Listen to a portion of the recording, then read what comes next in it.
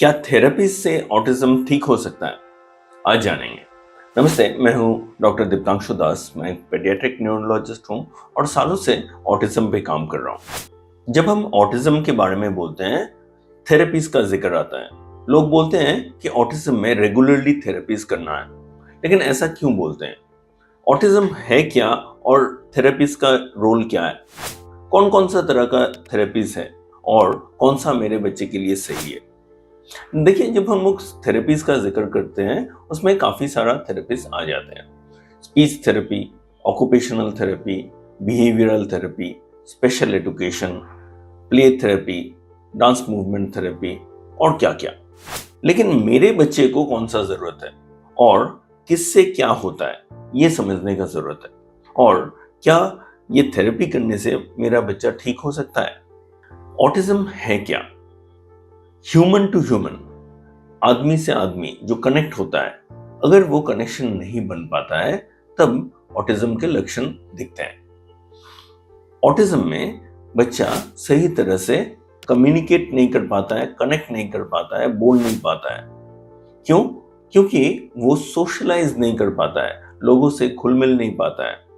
और इसके कारण से कुछ बिहेवियर्स दिखते हैं जो थोड़ा ऑड है। वो कुछ repetitive restrictive patterns of behaviours दिखाते हैं। एक ही तरह का बिहेवियर बार बार कर रहे हैं। वो लोग काफी टाइम जिद करते हैं और ऐसे कुछ बर्ताव करते हैं जो सोशली एक्सेप्टेबल नहीं भी हो सकते हैं। तो इसके साथ थेरेपीज का क्या कनेक्शन है? जब हम लोग ऑटिज्म में थेरेपीज के बारे में बोलते हैं, हर थेरेपी हमें ये समझना है एक ग्रुप ऑफ टेक्निक्स है और वो टेक्निक से हम लोग कुछ एस्पेक्ट को ठीक करने का कोशिश करते हैं, राहत देने का कोशिश करते हैं। लेकिन जब हम लोग थेरेपीज के बारे में बोलते हैं, हम लोग एक्चुअल क्या जरूरत है समझते नहीं है ज्यादातर। और ये आपका गलती नहीं है, बहुत सारे डॉक्टर्स भी है जिनको इसका सही समझ नहीं है। ये थेरेपीज एक साथ एक स्ट्रक्चर में नहीं बने हैं, इंडिपेंडेंटली बने हैं, जिसको हम लोग एक्सट्रापोलेट कर रहे हैं अपने हिसाब से। For example, speech therapy.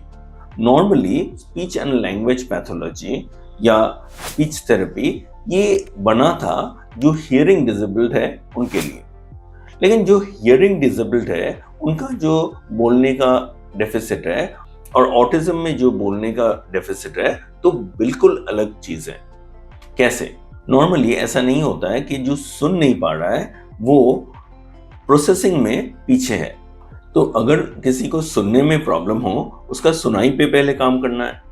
और जिनका बोलने का जो मशीनरी है वहां प्रॉब्लम है, वो और एक तरह का प्रॉब्लम होता है।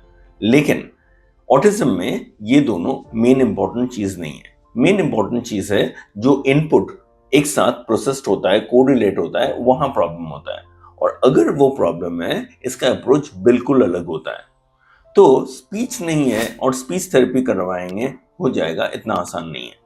ये तो अच्छी बात है कि बहुत सारे स्पीच थेरेपिस्ट हैं जो एक्चुअल स्पीच थेरेपी छोड़ के प्री रिक्विजिट्स ऑफ लर्निंग पे काम करते हैं। वो अच्छा काम करते हैं, क्योंकि जिसका अटेंशन ही नहीं है, आप पे जो गौर ही नहीं कर रहा है, जो आपसे कनेक्ट नहीं कर रहा है, शांत नहीं बैठ रहा है, इस पे क्या स्पीच थेरेपी करे?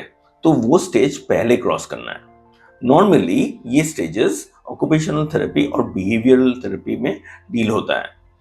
लेकिन अगर हमारे पास क्लैरिटी नहीं है कौन सा थेरेपी जरूरत है, क्यों जरूरत है, हम लोग क्या अचीव करना चाहते हैं, हम लोग वो अचीव नहीं कर पाएंगे। ये एक नाव लेके निकलना जैसा है जहां मंजिल डिसाइडेड नहीं है। आप कहाँ जाना चाहते हैं? आप अगर रैंडम कुछ बोलेंगे, मुझे यहाँ जाना है, लेकिन किस तरफ जाना है, कितना दूर जाना है, कितना देर के लिए जाना है, किस डायरेक्शन में जाना है, अगर आपके पास क्लियर नहीं है, आप जिस नाव पे बैठ जाएंगे, नहीं होगा। ये थेरेपीज एक एक नाव जैसा है। आप वो नाव पे तो बैठ गए, लेकिन आपके पास अगर पूरा रोड मैप नहीं है, पूरा मैप नहीं है कि कैसे वहां पहुंचे, आप नहीं पहुंच पाओगे। तो ऐसा नहीं है कि थेरेपीज बुरे हैं, लेकिन ये थेरेपीज आपके लिए इफेक्टिव नहीं भी हो सकते हैं। वो इसलिए कि थेरेपीज को इफेक्टिव होने के लिए आपके पास क्लियर गोल और उसके लिए वो मैपिंग होने का जरूरत है। ज्यादातर थेरेपिस्ट या ज्यादातर पेरेंट्स के पास ये मैपिंग नहीं होता है, और ये मैपिंग तैयार करना भी आसान नहीं है। अगर कैसे ये मैप बन सकता है, आप गाइडेंस चाह रहे हैं, आप हमसे जुड़ सकते हैं और हम लोग ज़रूर आपको मदद करेंगे।